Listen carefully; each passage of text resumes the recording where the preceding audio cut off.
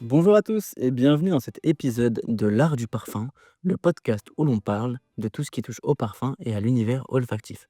Je suis Kevin et je suis accompagné de mes deux partenaires de podcast, Mathéo et Florian. Salut les gars. Salut Kevin et bonjour à tous. Salut tout le monde, c'est un plaisir d'être avec vous aujourd'hui pour vous parler de quelque chose qui me tient à cœur, les faux pas du parfum. Exactement. Aujourd'hui, on va vous guider à travers les erreurs les plus courantes que l'on fait avec notre parfum et comment les éviter pour maximiser l'impact de votre parfum signature. On a tous un peu failli à l'art du parfum, n'est-ce pas les gars? Ah ça oui. Mais bon, heureusement aujourd'hui c'est des erreurs qu'on fait plus, hein. Et oui, on va vous partager notre expérience du parfum pour pas refaire les mêmes erreurs. Vous allez voir, ça peut vraiment changer vos habitudes d'utilisation de votre parfum. Alors, on commence avec la première erreur, mettre trop de parfum. Je sais que l'on veut souvent sentir fort le parfum, mais en réalité, moins c'est plus. Mathéo, toi qui es un expert en parfum, qu'est-ce que tu en penses? Alors moi je suis assez d'accord, quand on en met trop, non seulement le parfum devient étouffant pour ceux qui nous entourent, mais en plus de ça, on peut finir par masquer les nuances subtiles qui se dégagent du parfum. Ce qu'on veut, c'est que le parfum se diffuse délicatement autour de nous, qu'il soit subtil et mémorable, et pas que ce soit un nuage qui envahit la pièce, quoi. Exactement. Et n'oublions pas que les notes de tête sont très volatiles. Si on en met trop, elles vont se dissiper avant même qu'on puisse vraiment apprécier les autres notes qui suivent. Il faut vraiment savoir doser. Et le mieux, c'est de commencer avec une ou deux pulvérisations. Mathéo, peux-tu nous préciser qu'est-ce qu'une note de tête, s'il te plaît? Alors, pour les auditeurs, qui nous écoutent, les parfums se divisent en 3 parties. Donc, les notes de tête, les notes de cœur et les notes de fond. Les notes de tête, ce sont, les premières senteurs, qu'on va sentir, lorsqu'on diffuse, le parfum. Elles vont laisser place ensuite aux notes de cœur, donc, le cœur même du parfum. Et enfin, pour laisser place, aux notes de fond, donc qui vont laisser, le sillage, voilà, du parfum, voilà, la tenue en fait, voilà, sur la personne. Tout à fait. Merci pour cette précision, Mathéo. Et donc, nous pouvons conclure que la règle est simple. Moins c'est mieux. Si vous êtes dans un endroit clos ou un environnement professionnel, soyez encore plus discret. Passons à la deuxième erreur. Frotter les poignets après l'application du parfum. Florian, je sais que toi, tu es passé par là au début. Alors pourquoi c'est une mauvaise idée?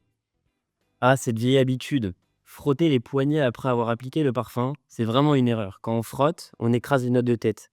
Les premières senteurs disparaissent. Il faut laisser le parfum évoluer naturellement sur la peau pour pas perturber cette évolution. Oui, c'est vrai et ce geste peut aussi altérer, les molécules du parfum. Résultat, on ne ressent pas les notes qui se révèlent à mesure que le parfum évolue sur la peau. Alors, ce qu'il faut faire, c'est simplement laisser le parfum se poser et se diffuser, naturellement. Et en fait, il y a rien de plus agréable, que de sentir un parfum qui va évoluer au fil de la journée. On est donc tous d'accord. Stop au frottement des poignets. Laissez le parfum respirer et se développer sans y toucher. Une autre erreur que l'on commet souvent, c'est d'appliquer le parfum sur une peau sèche. Mathéo, as-tu des astuces à ce sujet? Alors oui, il est super important d'appliquer son parfum sur une peau bien hydratée. Une peau sèche ne va pas retenir le parfum de la même manière qu'une peau bien nourrie. Alors, pour que le parfum tienne toute la journée et que vous profitiez de sa richesse, il faut d'abord hydrater la peau avec une crème, non parfumée de préférence ou un lait corporel léger. Tout à fait. Je ne sais pas si vous avez déjà remarqué, mais quand on applique un parfum sur peau humide ou juste après la douche, le parfum tient beaucoup mieux. C'est parce que la peau hydratée retient mieux les molécules du parfum. C'est un peu un support qui aide à la longévité du parfum. Donc, après la douche, appliquez votre parfum sur des zones hydratées comme le cou, derrière les oreilles ou même à l'intérieur des coudes. Vous verrez, ça change tout. La quatrième erreur la plus fréquente est de ne pas adapter son parfum à l'occasion. Mais concrètement, comment pouvons-nous adapter un parfum à une occasion?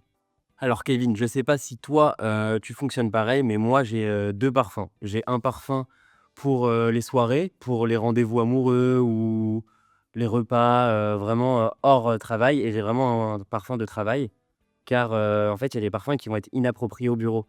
Les parfums frais, floraux ou légèrement boisés conviennent plus généralement pour le travail, tandis que les orientaux ou épicés sont plus adaptés à des moments spéciaux. OK. Ah effectivement, les gars, je vais juste me permettre de rajouter, un petit truc, c'est qu'il y a aussi la dimension de l'occasion. Et alors, si vous allez à un entretien d'embauche, ne portez pas un parfum trop fort, mais si vous allez, par exemple, à un mariage ou à un événement, chic, un parfum plus puissant et complexe qui marque peut faire toute la différence. Après ton témoignage, Mathéo, on dirait qu'il y a une petite anecdote, derrière ce message, donc est-ce que vous pouvez nous en dire plus? Oui, à ce propos, j'ai une petite anecdote. Un jour, j'avais eu un rendez-vous, avec une fille et en fait, j'avais porté un parfum, voilà, en fait, la fille m'avait fait remarquer pendant le rendez-vous, que, le parfum lui faisait penser au parfum de son père.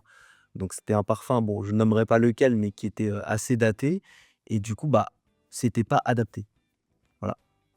Eh ben, merci pour ces précisions, Mathéo. Donc, pour résumer, choisissez votre parfum en fonction de l'occasion et de l'impact que vous souhaitez avoir sur les autres. Est-ce que Mathéo, tu as réussi à conclure avec cette fille quand même?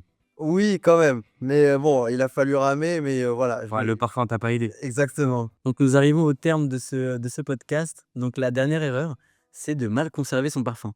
Mathéo, veux-tu nous expliquer pourquoi ça joue un rôle crucial sur, l'odeur du parfum? Bien sûr. Alors, si vous laissez votre parfum exposé à la chaleur, par exemple, à la lumière ou à l'humidité, les molécules qui composent le parfum vont progressivement se dégrader et donc le parfum va perdre de son intensité. Donc, pour qu'un parfum conserve toute sa qualité et son intensité, pendant des années même, il faut le garder dans un endroit frais et sec. Exactement et j'en suis témoin car, j'ai fait une petite erreur dans mes premières années de parfumerie.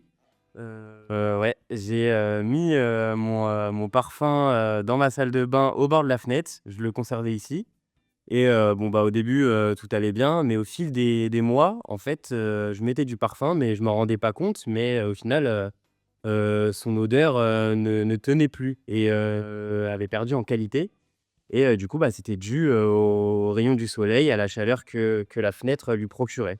Donc c'est vraiment important de garder son parfum dans un tiroir, vraiment au frais, ou dans le noir, quoi. Donc merci, Florian et merci Mathéo pour toutes ces précisions. On arrive au terme, de ce podcast. Vous savez donc maintenant comment éviter ces faux pas du parfum et appliquer vos parfums comme un véritable professionnel. Le parfum est un art, hein, et comme pour tout, la pratique fait le maître. Exactement, moi, ce que j'ai envie de vous dire, c'est que le parfum, il est idéal quand il vous colle à la peau, quand il est en osmose avec vous. Voilà, maintenant, vous savez tout. Alors, à vous de jouer. N'hésitez pas à tester nos conseils et à voir la différence. C'est une petite routine à adopter et vous allez sentir la différence dans votre quotidien, je vous le garantis. Merci de nous avoir écoutés dans cet épisode de l'art du parfum. Si vous avez aimé, partagez-le avec vos amis parfumés et laissez-nous un commentaire. À très bientôt pour de nouveaux conseils olfactifs.